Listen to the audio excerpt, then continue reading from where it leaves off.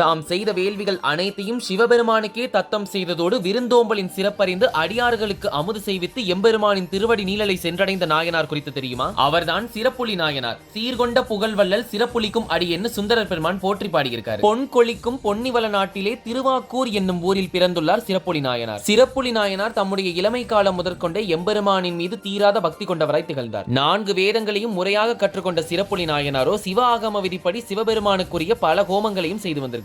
தினந்தோறும் திருவைந்தெழுத்தினை முக்காலமும் நியமமாக ஓதி முத்தியினை வளர்த்து ஆனேரும் பெருமானை வழிபட்டு வந்துள்ளார். அது மட்டும் இல்லாமல் விருந்தோம்பலின் சிறப்பறிந்த நாயனாரோ எல்லா சிவனடியார்களுக்கும் அமுது செய்வது அகம் கொள்ந்திருக்கார். இவ்வாறு பல தொண்டுகளை சிறப்பாக செய்து கொண்டிருந்த நாயனார் இறுதியாக எம்பெருமானின் திருவடி நீழலை சென்றடைந்தார். சிறப்புலி நாயனாருக்குரிய குரு பூஜை நாளாக கார்த்திகை மாதம் பூராடம் நட்சத்திரத்தை ரொம்ப விசேஷமா சொல்றாங்க. இப்பொழுது சிறப்புலி நாயனாருடைய புகழை சொல்லக்கூடிய ஒரு பாடலை பார்க்கலாம். ஆலை சூழ் பூகவேலி ஆத்திரு ஆக்கூர் தன்னில் ஞாலமார் புகழின் மிக்கார் நான்மறை குலத்தில் உள்ளார் நீலமார் கண்டத்து என் தோல் நிறுத்தர்தம் திருத்தொண்டு ஏற்ற சீலராய் சாலும் ஈகை திறத்தினில் சிறந்த நீரார். இந்த பாட்டுடைய விளக்கத்தை அடியேன் கமெண்ட்ஸ்ல கொடுத்திருக்கேன். இப்பொழுது நாம அடுத்து எந்த நாயன்மாரை பற்றி பார்க்க போறோம்ங்கிறது குறித்து வரக்கூடிய ஒரு 2 வரி பாடலை நாம பார்க்கலாம். சிறப்புடை திரு செங்காட்டங்குடியினில் செம்மை வாய்த்த விரல் சிறுத்தொண்டர் செய்த திருத்தொழில் விளம்பல் உற்றேன். இந்த வரிகளில் நாம அடுத்து எந்த நாயன்மாரை பற்றி பார்க்க போறோம்ங்கிற ஒரு சிறு குறிப்பு இருக்கு. அன்பர்களுக்கு தெரிந்தால் மறக்காம கமெண்ட்ஸ்ல சொல்லிட்டு போங்க.